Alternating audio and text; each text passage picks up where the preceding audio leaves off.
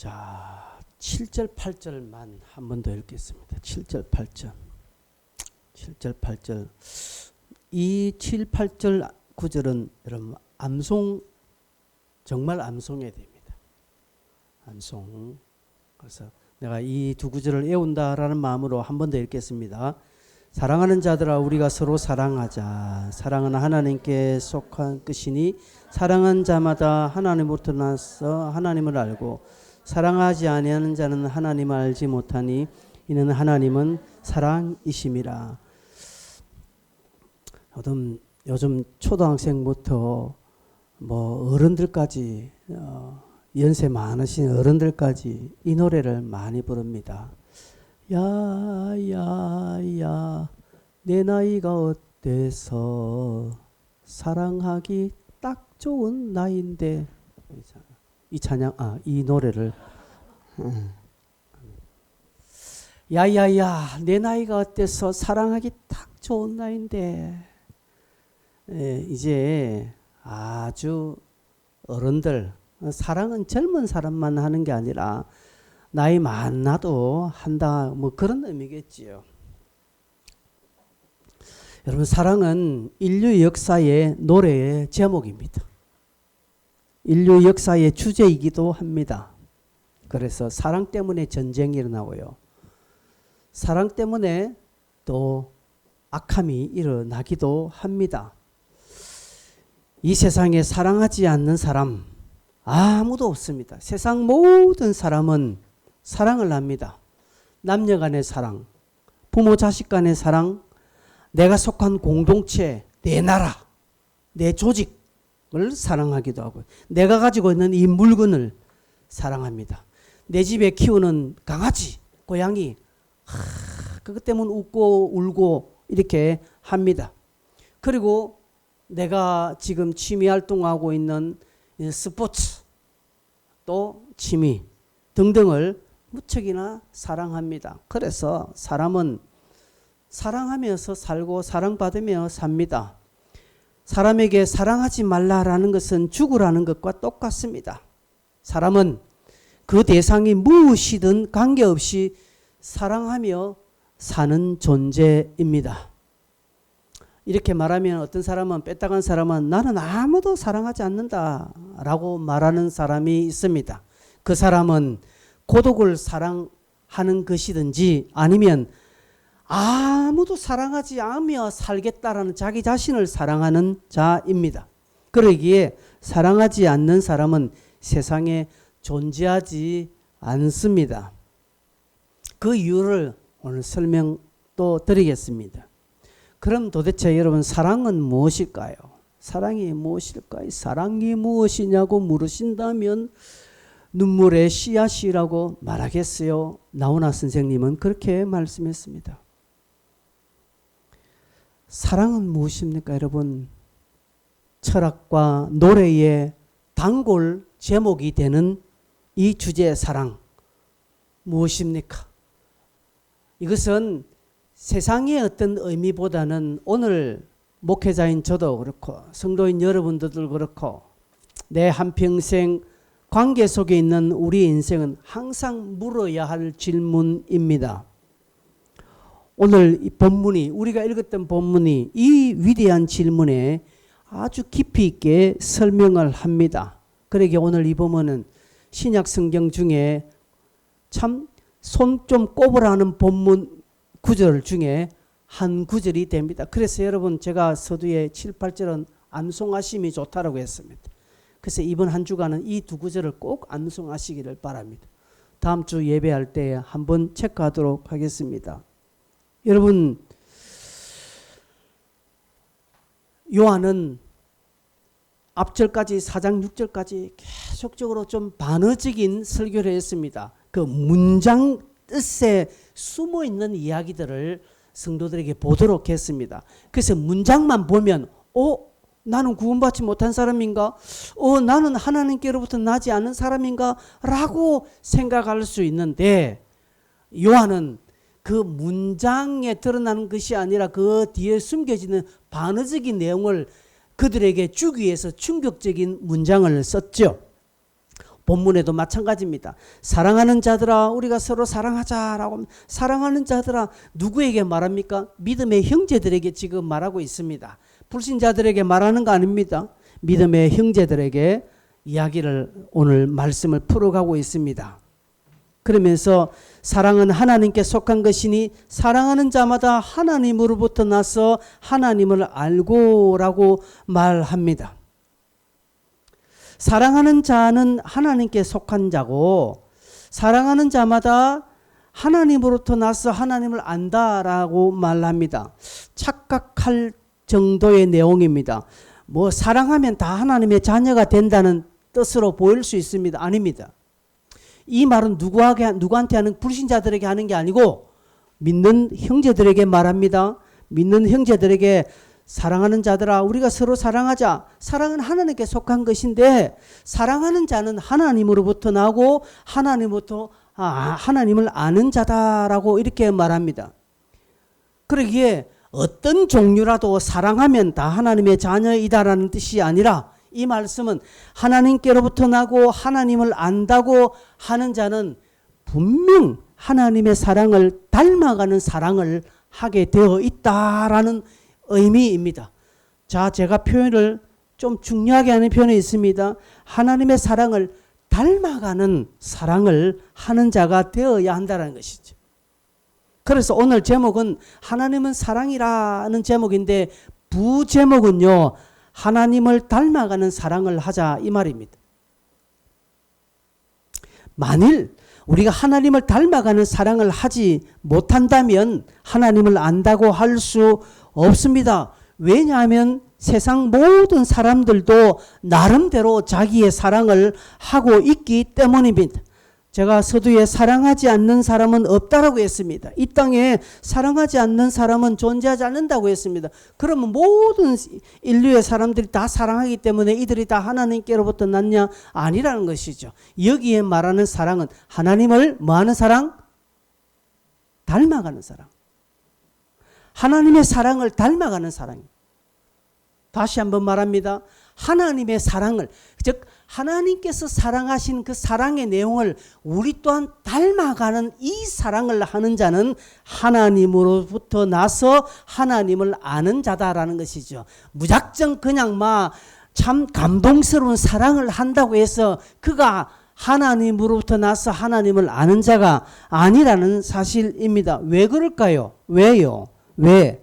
하나님께서 자기 형상을 따라 창조한 모든 피조물들은 다 사랑을 하게 되어 있습니다. 사람은 믿든지 안 믿든지 모든 인생은 하나님께서 자기의 형상을 따라 창조했습니다. 그렇기 때문에 모든 사람은 사랑을 하게 되었다는 것이죠. 그러나 모든 사람이 하나님의 사랑을 닮아가는 사랑을 하지 않는다는 것이죠. 그래서 하나님으로부터 나서 하나님을 아는 성도들은 하나님을 닮아가는 하나님의 사랑을 닮아가려는 이 사랑을 하려고 발부둥을 친다 이 말씀입니다. 모든 존재는 모든 인생은 하나님의 형상을 따라 창조된 피조물이기 때문에 동일한 사랑 아닙니다.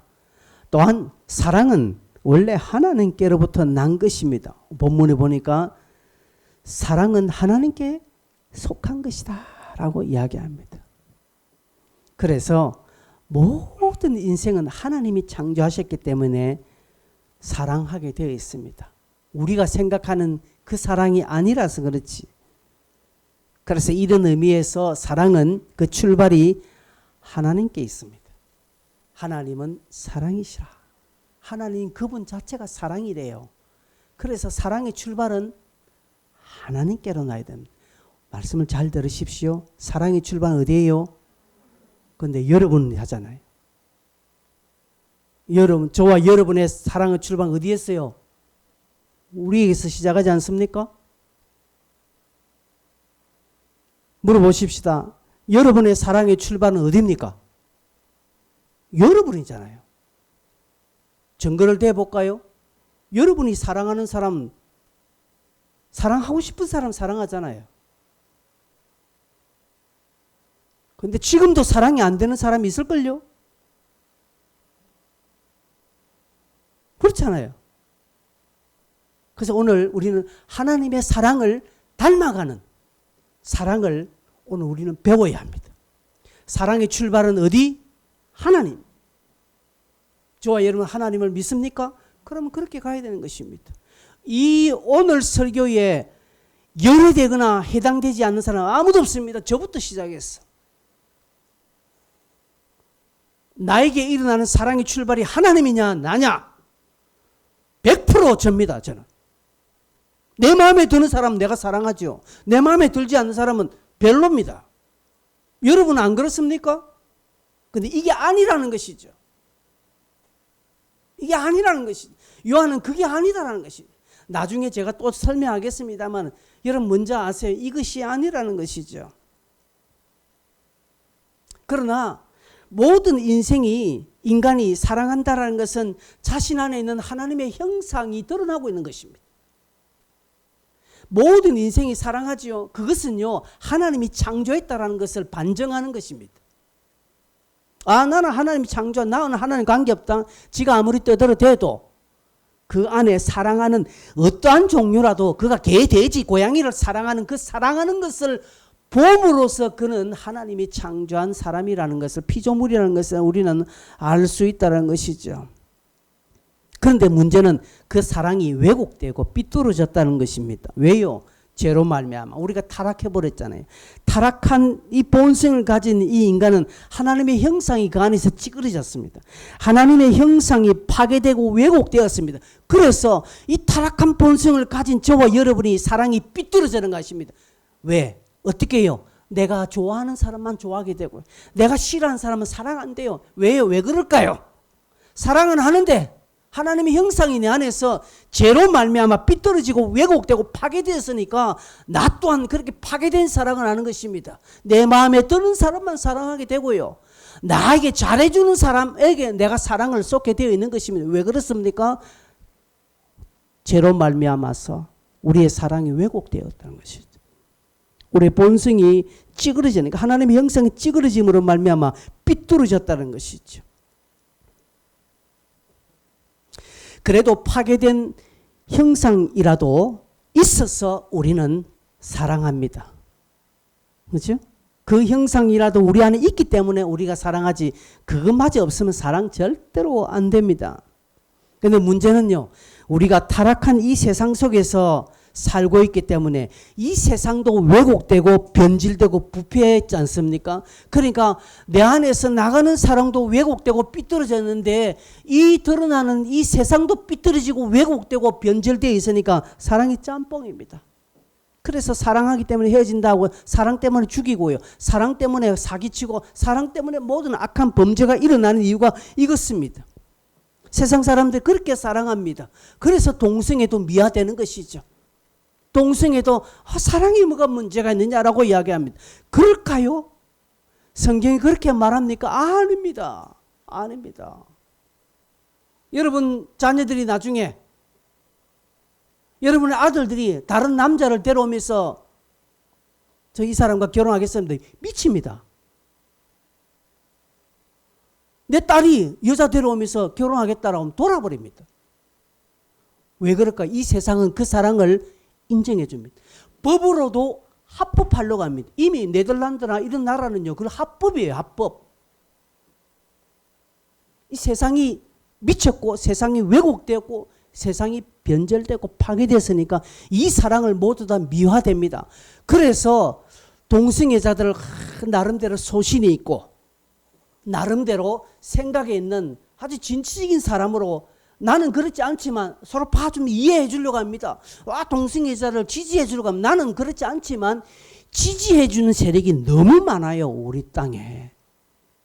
여러분 그건 지지하면 안 됩니다. 여러분 행위나 그런 것들을 지지하면 안 됩니다. 그걸 인정하면 안 돼요. 그걸 범죄라고 이야기할 수 있어야 합니다. 그런데 법도요. 정치인들이 표 때문에 말을 못하는 거예요.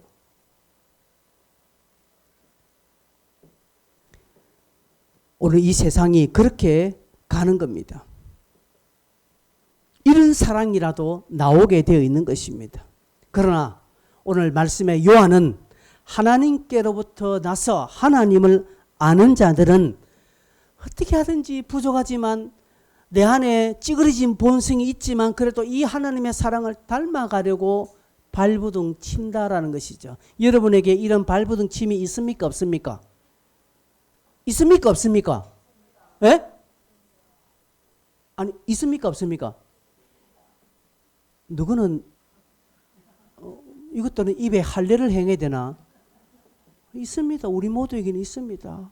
내가 못해서 그렇지 그렇게 하려고 하는 거야. 근데 때로는 성질이 일어났지만 꾹 참고 하자. 왜? 하나님의 사랑을 닮아가려는 그런 일만의 어떤 자세가 우리 안에 있기 때문에 오늘 이 설교가 여러분 귀에 들릴 겁니다. 여러분 그렇게 못 살더라도 이 설교는 들을 겁니다. 왜요? 우리 모두가 하나님께로부터 났기 때문에 그렇습니다. 세상 모든 사람이 사랑을 하지만 사랑이 어렵습니다. 여러분 우리도 참 사랑이 어렵습니다. 왜요? 타락한 본성이 있기 때문에요. 잘 안 됩니다. 타락한 본성이 있기 때문에 사랑하려도 잘 안 됩니다. 이건 무슨 말일까요? 자동차 휠이 다 어그러지면요. 아무리 핸들을 바래도 자꾸 어거지 갑니다. 그죠? 휠이 쫙 휘어졌으면요. 똑바로 가야 되는데 어긋나니까 자꾸 갑니다. 자꾸 어길로. 그렇습니다. 그래서 우리의 사랑도 근본의 휠이 휘어져 있으니까 자꾸 어긋나갑니다. 자꾸 사랑이 왜곡돼 갑니다. 그래서 여러분 스토커가 왜 일어납니까? 스토킹 하는 거 있잖아요. 데이트 폭력 왜 일어납니까? 지금 젊은 이들에게. 어그러지잖아요. 사랑이 어그러지니까 나만 바라봐 하고 하니까 집착하니까 결국 그 사랑이 어그러져서 다 일어나는 범죄들입니다. 부모가 자식을 죽입니다. 자식이 부모를 죽입니다. 왜 그럴까요? 철든지 원수라서 죽입니까? 아니에요. 그거 따지고 나면 사랑입니다. 사랑. 그런데 왜곡되었기 때문에 삐뚤어졌기 때문에 그렇습니다. 부모가 자식을 사랑하지 않는 부모가 없습니다. 내 자식을 사랑하기 때문에 교육시키고 사랑하기 때문에 매를 들고 사랑하기 때문에 투자했습니다. 그런데 자식이 삐뚤어져 가는 거예요. 왜 그럴까요? 그 사랑 자체가 이미 왜곡되었기 때문에 그렇다는 것입니다. 부모의 사랑이 왜곡되어서 자식에게 가기 때문에 자식이 드러나는 증거도 왜곡되어 나오는 것입니다. 교회를 사랑하죠. 여러분 교회를 사랑하지 않습니까? 다 사랑합니다. 그런데 여러분이 교회를 사랑하는 그 사랑이 왜곡되어 있기 때문에 다 지 맘대로 하는 지 맘대로. 목회자의 말을 듣지 않습니다. 목회자의 목회의 방향을 따르지 않습니다. 즉 목회를 받지 않습니다. 그렇기 때문에 안 되는 거예요. 그래놓고 자기는 교회를 사랑한대. 사랑해서 강대상을 하나 헌물했어. 근데 강대상이 좀 삐뚤어지니까 내가 헌물한 것을 저렇게 함부로 취급한다 해서 막 화를 내요. 내 눈에 흙 들어가기 절대로 안 된다고. 그게 사랑입니까? 아니에요. 그건 사랑 아닙니다. 우리 안에 이렇게 왜곡되니까 안 된다는 것이죠. 그래서 교회를 사랑해서 교회를 허물어 버립니다. 이런 것들이 많습니다. 끝까지 자기 주장을 놓지 않는 자들이 많습니다. 왜요? 다 삐뚤어졌으니까. 그러게 사랑을 외친다고 해서 선언한다고 해서 되지 않습니다. 그럼 어떻게 해야 됩니까? 요한이 그 부분에 오늘 설명을 합니다. 요한은 설명하면서 8절에 이야기합니다. 하나님은 사랑이심이라 위대한 말을 합니다. 하나님은 사랑이심. 여러분 이게 사랑의 원형입니다. 원형. 하나님은 사랑이시라. 이게 사랑의 원형이고 본질이에요. 이 말은 하나님 안에 사랑의 속성이 풍성하다 이 정도 아닙니다. 그걸 말하는 거 아닙니다. 하나님의 속성 중에 정의도 있고요. 사랑도 있습니다. 그 표현에 반증하는 말씀이 아니라는 것이죠. 이 말은 단순하게 그냥 이 표현은 하나님이 그 뒤에 나오는 거 자기 아들을 세상에 육체로 보내셨다는 사건으로 지금 설명합니다. 하나님은 사랑이시라. 하나님의 사랑이 이렇게 나타났다라고 하면서 하나님은 사랑이신데 사랑의 원형이 어떻게 지금 풀어지고 있는가를 설명하면서 이걸 보아라는 것이죠. 각 교회들마다 교인들마다 자동차 보면 God is love 해놨습니다. God is love 해놨 하나님의 사랑이라고. 표 아닙니다. 이건 표도 아니고요. 어떤 구호도 아닙니다. 위대한 문장도 아닙니다. 그 뒤에 나오는 것들을 보면서 그 하나님의 사랑을 닮으려고 하는 그러한 풀어지는 삶이 있어야 되는데 그거 없어요. 무조건 막 God is love, 하나님은 사랑입니다. 아니에요. 하나님은 자기 아들을 세상에 육체로 보내셨다는 사건. 이것은 요한이 자주 표현했습니다. 2장 22절에도 그런 표현하고 있습니다. 2장 2절을 보면 거짓말하는 자가 누구냐? 예수께서 그리스도이심을 부인하는 자가 아니냐? 아버지 아들을 부인하는 그가 즉 예수 그리스도이심을 부인하는 것, 즉 육체로 오시는 것을 말합니다. 4장 2절에 똑같은 말하고 있습니다. 4장 2절에 너희가 하나님의 영을 알지니 곧 예수 그리스도께 육체로 오신 것을 시인하는 영마다. 그러니까 육체로 오셨다는 주님이 말만 하지 않고 영이신 그분이 육체로 눈에 보이도록 오셨다는 이 사건이 하나님이 사랑이라는 거죠. 딱 그러니까 쉽게 말해서 뒤집어 설명하면 하나님께서 세상에 보내신 그 아들을 보면서 하나님의 사랑이 무엇인지, 하나님은 사랑이시라는 뜻이 무엇인지 알 수 있다는 것이죠. 더 정확하게 하고 예수 그리스도에게서 시선을 돌리고 사랑하는 것은 다 어긋나고 가짜다 이 말입니다. 여러분의 사랑에 그리스도가 없으면, 예수가 없으면 여러분의 사랑은 삐뚤어지게 가 있습니다. 여러분의 사랑의 휠이 휘어졌다는 것이죠. 청춘 남녀 간의 사랑도 마찬가지입니다. 여러분 청년들 앞으로 데이트하고 연애할 때 여러분의 연애 안에 그리스도가 있어야 됩니다. 그래야 그 연애가 바릅니다. 그리스도가 없으면요 이미 혼전성결 무너지고 사전 동거 다 들어갑니다. 그리스도가 없으니까 믿는 청년 남녀들도 이지랄합니다. 예수 믿는다고 하는데 이미 연애 3개월 만에 애 버립니다. 임신했다고 합니다. 축복이라고 합니다. 하나님의 선물이라고 합니다. 목을 비틀어야 될 거예요. 그게 요즘 이 시대는요 결혼 전에 애인을 혼수라고 하는 이런 시대를 따르고 있습니다. 여러분 왜 그렇습니까? 여러분의 연애의 앞으로 그리스도가 빠지면 그렇게 갑니다. 그 사랑이 왜곡됩니다. 우리 사랑할 건데 앞으로 결혼할 거잖아. 뭐 이 정도는 어때 하고 앞으로 결혼한다는 그 명분하에 모든 죄들이 다 들어갑니다. 교회 안에도 심각합니다. 여러분. 그렇죠? 내 주변에도 보면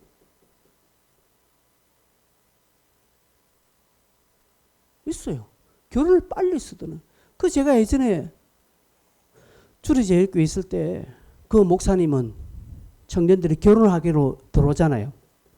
목사님 제가 결혼합니다. 목사님 이야기했는데 그 결혼을 3개월 좀 연기하면 안 되겠나 합니다.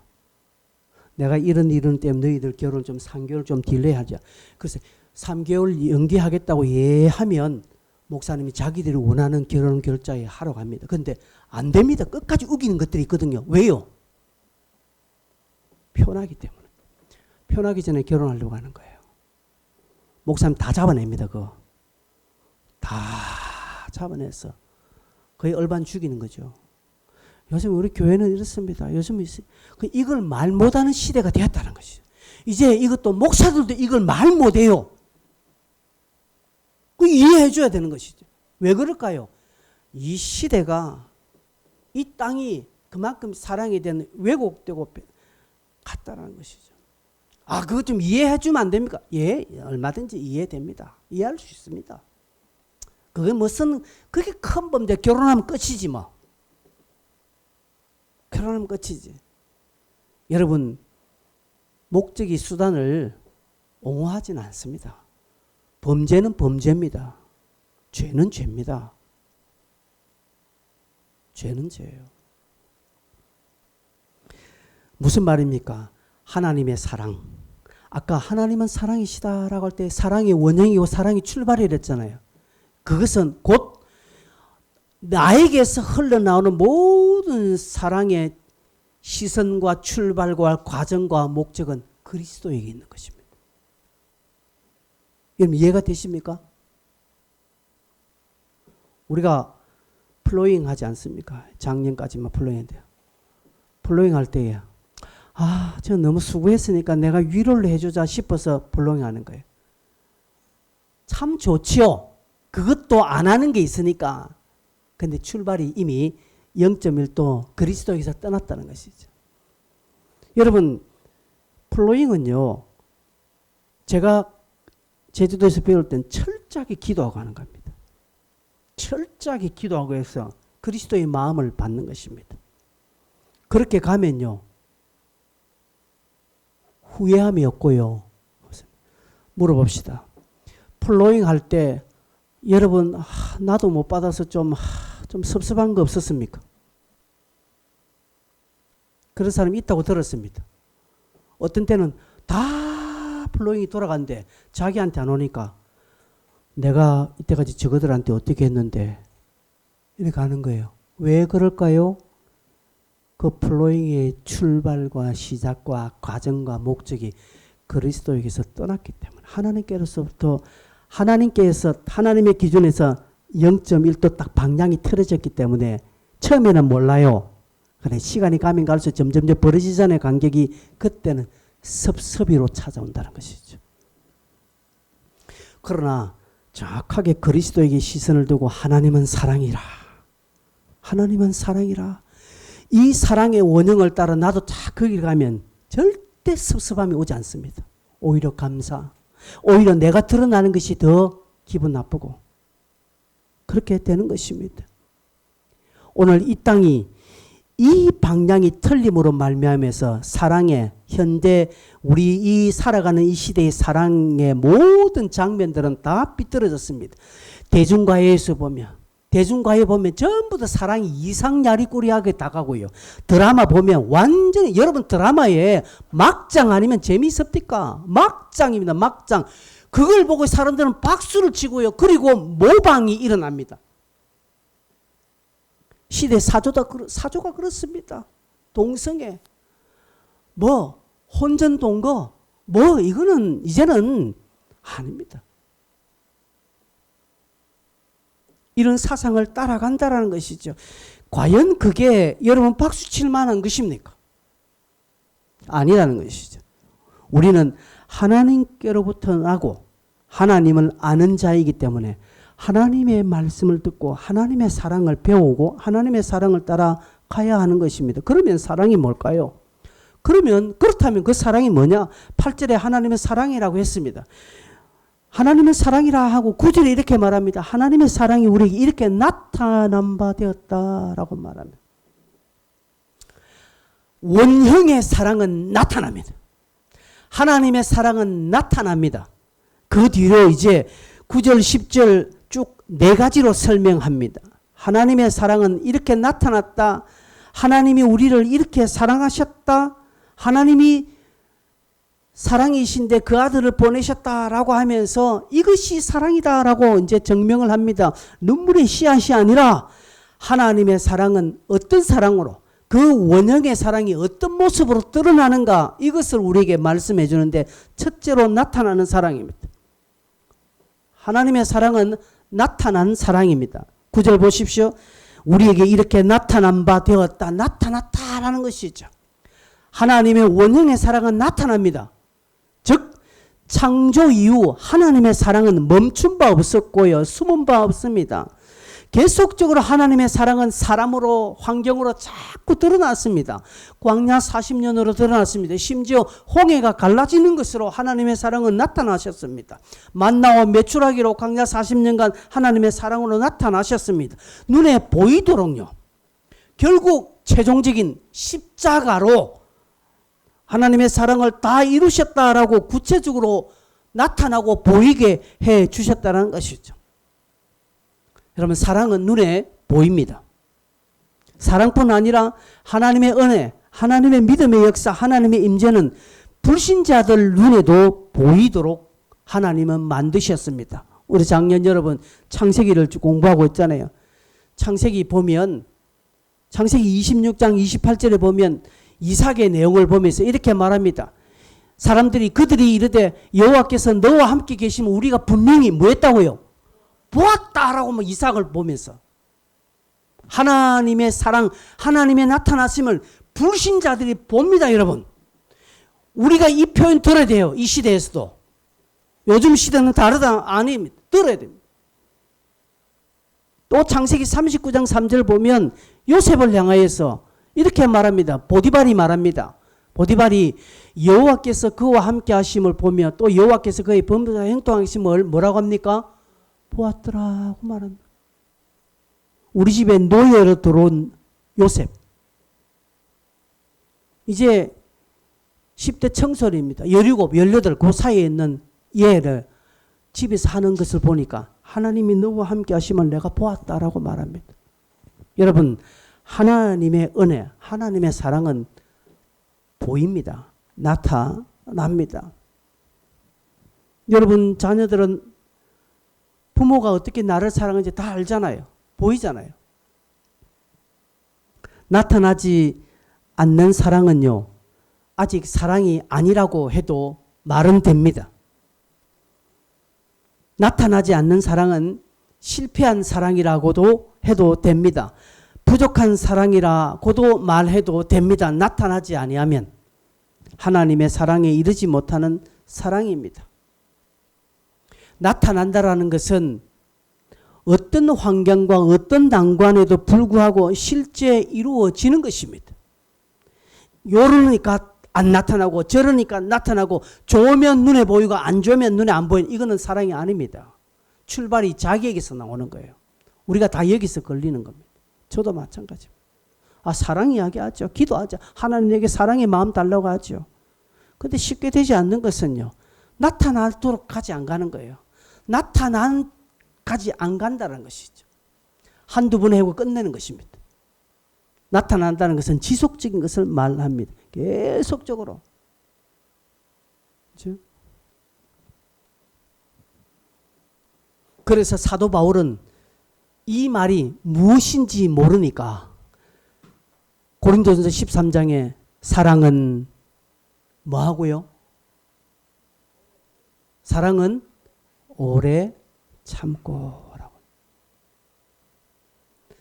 사도 바울이 사랑을 설명하면서 제일 딱 첫 마디가 사랑은 오래 참는데요.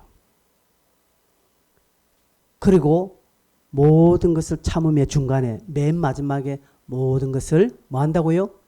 견디느니라. 그래서 사랑은 한마디로 더 하면 참는 거예요. 인내하는 거예요. 여러분 동의되십니까? 그렇다면 여러분 얼마나 참습니까? 얼마나 우리는 못 참아요. 지 홧김에 다 해버립니다. 홧김에 그냥 교회 나가버리고 안 나오고요. 홧김에 안 합니다. 화나면 헌금도 안 하더라고요. 하나님을 얼마나 하찮게 보았으면 사람을 하찮게 보면 돼요. 사람은 하찮게 보면 됩니다. 그런데 경건한 자리에서 하나님과의 약속인 예배와 하나님 앞에 약속한 부분에서 딱 사람이 딱 중간에 들어오니까 예배도요 안 하는 거예요. 예배도 안 하고요. 헌금 뭐 나머지 다 안 하는 거예요. 사람이 다 들어가 버리니까. 그리고 자기는 하나님을 섬긴대. 여러분 참습니까? 요즘 시대 참습니까? 안 참습니다. 그래서 우리나라가 전 세계적으로 이혼율이 1위입니다. 왜요? 안 참습니다. 이혼율 1위에 기독교인들이 제법 이바지하고 있습니다. 참 이런 것까지 우리나라가 1등하고 있습니다. 안 참습니다. 물 안 되는 것이 있죠. 이혼해야 될 정당한 것이 있습니다. 그런데 그냥 짧게 우스갯소리로 치약 짜는 것 때문에 이혼한 부부도 있다지 않습니까? 신혼여행 가서 치약을 뒤에서 짜느냐 중간에 짜느냐 이것 때문에 싸우고 나중에는 들어올 때 비행기 따로따로 타러 들어온다고. 말도 되지 않는 것입니다. 나타난 어떻게 해요? 오래 참음으로. 오래 참음으로. 인내로 드러난 것입니다. 두 번째, 하나님의 그 원형의 사랑은 보내신 사랑입니다. 보내신 사랑. 9절에 보면 하나님이 자기의 독생자를 세상에 보내셨다라고 말합니다. 보내셨다. 10절 끝에도 우리 죄를 속하기 위해서 화목제물로 그 아들을 보내셨다라고 말합니다. 여러분, 이 보냄의 의미는 두 가지 있습니다. 보내는 자가 있겠죠. 보내는 자가 있겠죠. 그리고 보냄을 받는 곳이 있겠죠. 그리고 보내는 내용물이 있겠죠. 그죠? 누가 보내셨습니까? 하나님이 보내셨고요. 누구에게요? 우리에게 보내셨고, 그 보내신 내용물이 뭡니까? 그 독생자 외아들이라는 것이죠. 그럼 보내신 결론은요, 우리를 살리기 위함이에요. 그 뒤에는 나옵니다. 그 아들을 보내셔서 우리를 살리고, 그 살리시는 생명의 역사가 지금도 계속 이어진다는 것이죠. 그래서 이 보내셨다라는 것은 단순하게 어떤 전달이 아니라 지속적인 것을 말합니다. 현재 계속 이루어지는 것. 완료된 게 아니라 계속적으로 지금도 보내고 있다라는 것이죠. 즉 하나님의 사랑이 지금도 끊이지 않고 계속적으로 우리에게 부어지고 있다라는 사실입니다. 그래서요, 하나님의 사랑을 닮아가는 성도는요, 한두 번 하고 끝내지 않습니다. 하나님의 사랑을 닮아가려는 성도는 자기가 하는 사랑을 계속적으로 끊임없이 하고 있습니다. 그래서 드러납니다. 처음에는요, 안 보이지요. 여러분의 사랑을 눈으로 볼 수 있다는 것은 뭡니까? 끊임없이 하고 있다는 것이죠. 여러분이 저녁 기도에 나올 때 죄가 없을 수 있습니다. 여러분이 나올 때마다 죄가 없다면요, 여러분 어떻게 생각합니까? 우리 목사님 저녁 기도 안 할래? 이렇게 할 수 있습니다. 희한한 것이죠. 이상할 때 평상시 기도에 안 온 사람이 딱 올 때 제가 그때 일에서 빠질 때가 많습니다. 그래서 저녁 기도에 저를 간혹 못 보는 사람은 기도 안 하는 사람입니다. 그러나 안 빠지고 오는 사람은요, 박예는 참 제가 늘 있습니까 없습니까? 예? 늘 있지요. 예, 늘 있다고 생각합니다. 그런데 어쩌다 오는 사람은 제가 늘 없어요. 뭡니까? 여러분의 사랑이 나타나기 위해서는 보내시는 것이 계속 여러분에게 나와야 됩니다. 여러분에게 쭉 나와야 됩니다. 그렇죠? 정훈이가 영도에서 여기까지 토요일 오고 주일 옵니다. 한번 왔다 가면 차비가 얼마고? 한 5,000원 깨지지. 네. 이틀이면 10,000원이 깨집니다. 교회 왔다 갔다 하기 위해서. 근데 꾸준하게 오고 가는 것이죠. 이게 제 눈에 늘 보이는 거예요. 한 번 하고 안 하고 한 번 하고 안 하면 제 눈에 안 보입니다. 보이는 것입니다. 여러분의 것이 한두 번 반짝, 그러니까 여러분의 치사 선택에 의해서 했다가 안 했다가 아니란 것이죠. 여러분의 기분의 감정 따라 아니라 계속적으로 하나님의 사랑이 이렇게 계속적으로 흘러나오고 지금도 보내고 있다는 사실입니다. 세 번째, 하나님의 사랑은 살리는 사랑입니다. 이게 이제 사랑의 목적이죠. 하나님의 사랑의 목적은 이것입니다. 살리는 것입니다. 본질입니다. 하나님의 사랑이 나타나고 계속 이어지는 이유가 뭡니까? 결국 우리를 살리기 위함입니다. 무슨 말입니까? 여기에 뭐 많은 해석이 있는데 딱 결론 하나. 하나님은 왜 우리를 살리려 합니까? 왜요? 무엇 때문에? 왜 우리를 살리려 할까요? 하나, 우리가 뭐 하기 위해서? 네, 고인혼이하기 위해서. 우리가 사기 위해서. 하나님은요, 우리를 살려서 우리를 앵벌이 하기 위해서 하는 거 아닙니다. 사람은요, 깊은 사귐을 통해서 저 사람에게 내가 좀 뭔가 좀 유리한 것을 나도 좀 얻고 좀 도움을 주고받고 싶어서 하지만 하나님은 저와 여러분을 살리셔서 우리를 좀 어떻게 해서 우리를 통해서 하나님 나라 확장을 하도록 하기 아니요. 하나님은 근본적으로 우리를 살리신 이유는 우리와 사기 위함입니다. 하나님과 사귐을 가지기 위하여서 우리를 죄에 대하여서 죽고 의에 대하여서 살려주셨다라는 사실입니다. 여러분 우리 주변에 한번 죽다가 살아난 사람 있죠. 덤으로 사는 사람 있죠. 그 사람들 그 다음 사람과의 관계가 진솔해집니다. 제가 그 사람 봤어요. 한번 진짜 완전 죽음 자리에 갔다가 다시 살아난 사람. 다릅니다.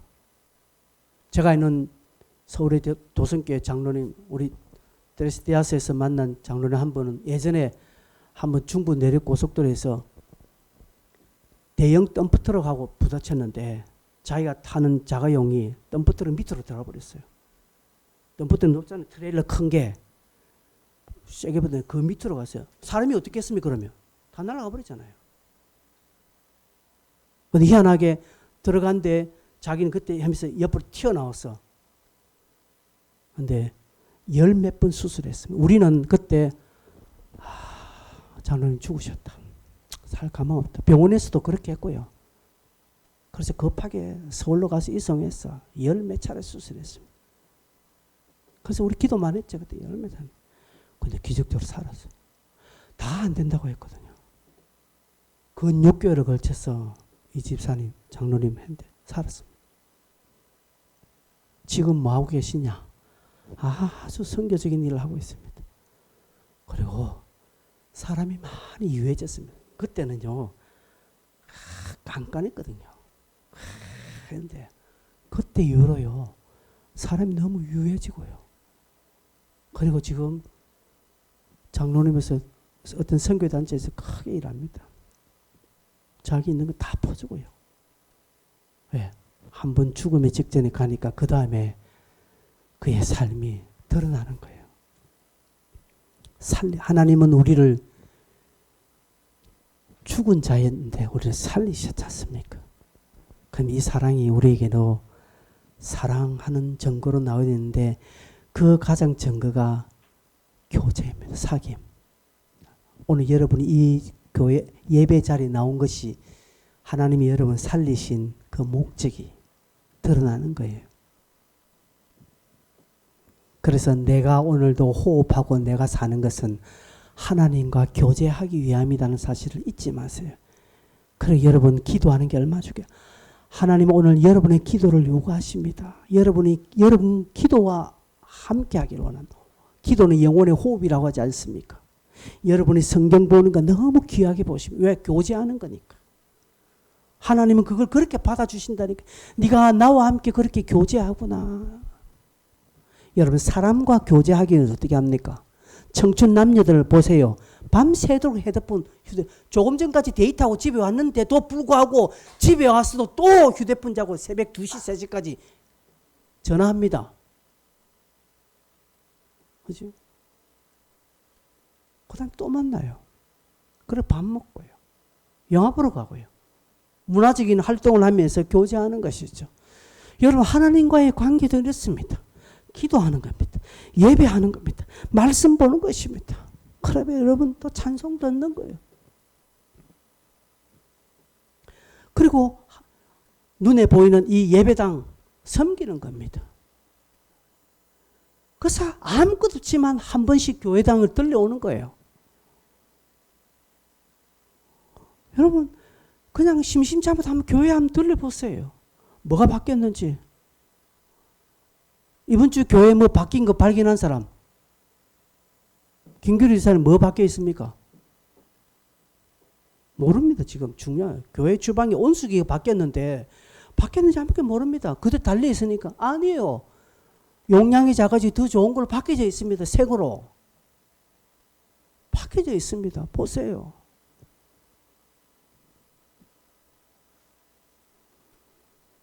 그래서 오셔서 지금 전열기 선풍기가 달려있나 온풍기가 달려있나 이런 것도 한번 보고 우리 교회는 관리하는 사람 없습니다. 그리고 교회당 와서 쓰레기 보면 저 쓰레기 내가 좀 치워야 되겠다고 그렇게 해야 되는데 안 하시는 천사들이 너무 많아요.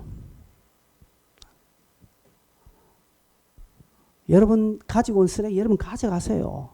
아무도 안 치워. 나도 치우기 귀찮아 이제. 맨날 놓는 거 내가 자전거 끌고 집까지 어떨 때 한편은 참 내 모습이 처량합디다. 이 뭔 짓이고 내가 이거. 비닐로 안에 그냥 온갖 잡다 플라스틱 재활용품 가져가는 게 내가 참 많은 거 이거. 물론 당연히 교회를 사랑해서 목사가 합니다. 여러분이 하세요. 누가 버려주는 여러분이 가져온 거 누가 안 버리면 이거 나중에 목사님이 버리겠다 생각하면 함부로 안 되죠. 조금 설교 내용가 좀 오버돼 버는데 여러분 우리의 사랑이 이렇게 살리는 것을 드러나야 돼요. 마지막 한 가지만 더 하겠습니다. 이 하나님의 사랑은 먼저 하는 사랑으로 나타났습니다. 우리가 하나님을 사랑한 것이 아니요 하나님이 우리를 사랑하셨다. 이 말이 무슨 말인지 모르겠죠. 로마서 5장 8절을 보면 딱 정확하게 드러납니다. 로마서 5장 8절 다 같이 읽겠습니다. 시작. 우리가 아직 죄인 되었을 때에 그리스도께서 우리를 위하여 죽으심으로 하나님께서 우리에 대한 자기의 사랑을 확정하셨느니라. 우리가 아직 죄인 되었을 때 그리스도께서 우리를 위하여 죽으심으로 그 하나님의 사랑을 확정되었을 때 우리가 죄인이었을 때. 자, 제가 오늘 이제 이 마지막 가지고 우리가 이 하나님의 사랑에 대해 착각하고 있는 부분을 이제 좀 마지막 언급하겠습니다. 우리는 교회 안에서 사랑 이야기하면 첫째로 부담을 가지고요. 두 번째 누구를 생각하게 됩니다. 여러분 들으시면서 목사님은 저런 설교하는데 자기는 저래 하나 여러분이 혹자 중에 누구 그럴 수 있습니다. 그런데 하나님의 사랑이 그 원형의 사랑을 먼저 하는 사랑이지요. 그 하나님께서 먼저 하셨습니다. 그런데 이 사랑을 하나님이 하셨다고 해서 무조건 조건 없는 사랑으로만 생각하면 이 표현이 오해를 불러일으킬 수 있습니다. 이 말씀은 하나님의 조건 없는 사랑을 포함한 더 넓은 더 깊은 사랑입니다. 상대방과 관계없이 사랑하는 것으로만 생각하면 곤란합니다. 하나님의 사랑이 조건 없이 우리에게 왔죠요. 그 우리와 아무런 관계없이 하나님이 일방적으로 무조건 조건 없는 사랑으로만 우리가 그 말씀을 생각하면 안 됩니다. 우리 입장입니다. 즉 달리 말해서 하나님의 입장에서는 조건 없이 우리와 상관없이 하나님 부어주신 사랑 맞습니다. 그러나 이 사랑을 받은 우리는 하나님의 사랑은 조건 없이 내 삶과 관계없이 부어진 사랑을 우리가 이 말하면 안 된다 이 말입니다. 여러분 이해가 되십니까? 김규리 선생 이해됩니까? 예, 하나님의 입장에서는 우리를 사랑하신데 조건 없이 우리와 상황과 관계없이 하나님 일방적으로 주신 사랑 맞습니다. 그런데 그 사랑을 받은 우리가 하나님의 사랑을 이야기할 때 하나님의 사랑은 조건 없이 무조건 주신 사랑이야. 요래 말하면 안 된다 이 말입니다. 그럼 어떻게 하라고요? 어떻게 하라고요? 그 하나님의 사랑에 대한 증거를 우리에게 드러내어야 합니다. 길 없습니다. 여러분 기대하지 않는 사랑은 사랑 아닙니다. 부모가 자식을 무조건적으로 사랑하지요. 맞지요? 기대합니까? 안 합니까? 아니 합니까? 안 합니까? 물어봅시다. 합니다. 일방적으로 부모가 사랑을 부어주고요. 조건 없이 사랑하면 내 새끼니까 사랑합니다. 돈도 투자합니다. 막 이래저래 막 신경 쓰고 기도도 합니다. 기대합니까? 안 합니까? 기대합니다. 근데 그 기대를 부응하는 자식이 있는가 반면에 기대를 저버리는 자식도 있죠. 기대를 저버리는 자식이라도 그래도 부모는 사랑합니다. 예, 그것입니다. 그러면 자식이 그 조건 없이 부어지는 부모의 사랑을 보면서 우리 부모님은 조건 없이 나하고 아무 관계없이 저렇게 사랑을 부어주셔야 돼 라고 떠들고 지가 받은 사랑의 증거를 드러내지 않으면 그 자식을 우리는 뭐라고 합니까? 호로 자식이라고 합니다. 그 자식을 두드려 팰 자식이라고 합니다. 그런 자식을 향하여서 호적을 파내가라고 이야기하는 겁니다. 자식이 말해서 자식이 입에서 그 말하면 안 된다는 것이죠. 부모의 사랑을 보고 배우면서 그 자식은 그 사랑을 드러내는 증거로 하나님의 사랑을 받은 저와 여러분이 하나님의 사랑을 운운하면서 하나님의 사랑은 조건 없는 사랑이야, 무조건 나와 관계없는 부어진 사랑이야 라고 하면서 그 사랑을 호도하거나 오해하거나 오용해서는 안 된다는 것이죠. 그럼 그 사랑을 네가 받았느냐? 그러면 그 사랑의 증거를 너는 드러내라는 것이죠. 이게 먼저 하는 것입니다. 이 말을 지금 여러분 다 아시는지 모르겠습니다. 솔직하게. 자식이 부모의 마음을 기대를 저버려도 부모는 사랑합니다. 우리가 범죄하고 타락하고 신앙생활 제 마음대로 하고 내 맘대로 해도 하나님 우리를 사랑하십니다. 그 사랑에는 추워도 의심이 없습니다. 그러나 그 하나님이 나를 향하여 부어진 사랑에 대한 하나님의 기대가 있습니다. 그걸 보십니까?